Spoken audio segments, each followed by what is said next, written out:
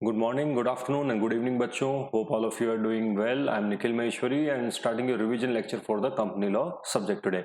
So ये lectures उन बच्चों के लिए थोड़े से ज़्यादा important रहेंगे और ज़्यादा easy रहेंगे और beneficial रहेंगे जिन्होंने regular lectures पूरे proper attend करे हैं. जिन बच्चों ने regular lectures पूरे attend नहीं करे उनके लिए हो सकता है ये lecture थोड़े fast हो क्योंकि हम इनमें एक तो important topics ही cover करेंगे and also थोड़े से fast होंगे क्योंकि ये revision classes है.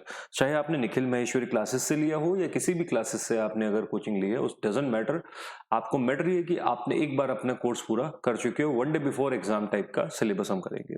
सबसे पहले स्टार्ट करते हैं कंपनी क्या होती है. Company means an association of natural और artificial both type of person and which is registered in the companies act 2013. एक 2013 से हमारी नई कंपनी आ गई थी one person company. One person company के अंदर एक ही पर्सन होता है, एक से ज्यादा पर्सन होने की जरूरत नहीं है. What are the characteristics of the company. Company के कैरेक्टरिस्टिक्स क्या होते हैं. सबसे पहला, कंपनी के अंदर सेपरेट लीगल एंटिटी होती है. कंपनी के अंदर परपेचुअल एसोसिएशन होती है.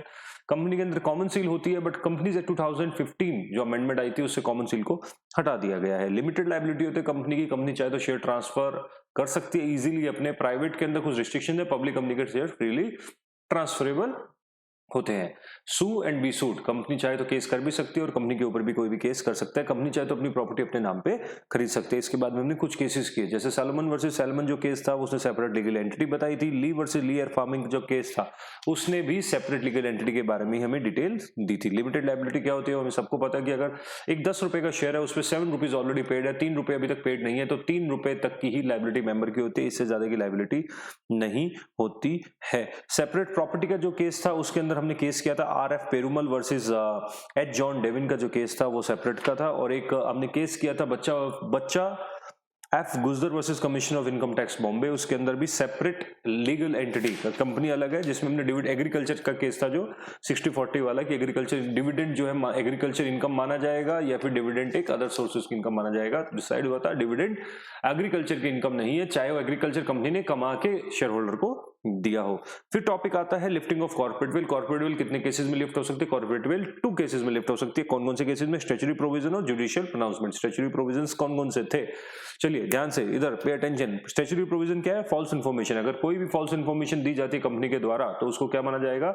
स्टैट्यूटरी प्रोविजन को आपने ब्रेक किया. या फिर removal of the name. Company का नेम हटा के गलत नेम से यूज करके कंपनी फ्रॉड कर रही है या फिर कोई भी अदर रीजन जो कंपनी लॉ में मेंशन हो उस केस में. जैसे for example abuse of device of incorporation. Company को जो डिवाइस ऑफ इनकॉर्पोरेशन दिया गया है मतलब सर्टिफिकेट ऑफ इनकॉर्पोरेशन जो दिया गया है वो दिया गया था कपड़े का काम करने के लिए, क्लोथिंग बिजनेस की और टेक्सटाइल मैन्युफैक्चरिंग के लिए. बट कंपनी उसके अंदर क्या कर रही है. कंपनी उसके अंदर करती है स्मगलिंग का business. Abuse of device of incorporation था तो कॉर्पोरेट विल लिफ्ट हो सकती है. कंपनी के अंदर मिनिमम डायरेक्टर पब्लिक कंपनी थी 7 डायरेक्टर जरूरी थे बट कंपनी का इनकॉर्पोरेशन होने के बाद में 2 डायरेक्टर की डेथ होगी. 5 ही डायरेक्टर और 1-2 साल हो चुके हैं. कंपनी के 6 महीने से ज्यादा हो चुके हैं और कंपनी अभी तक कोई भी दूसरा डायरेक्टर नहीं बनाती है. तो उस केस के अंदर आप मान लीजिए कि कंपनी का कॉर्पोरेट विल लिफ्ट हो जाएगा और मैनेजमेंट को उसके लिए लायबल कर दिया जाएगा. जुडिशियल प्रोनाउंसमेंट का मतलब होता है कि कोर्ट के केसेस जो है उसके अंदर क्या क्या डिसाइड हुआ था.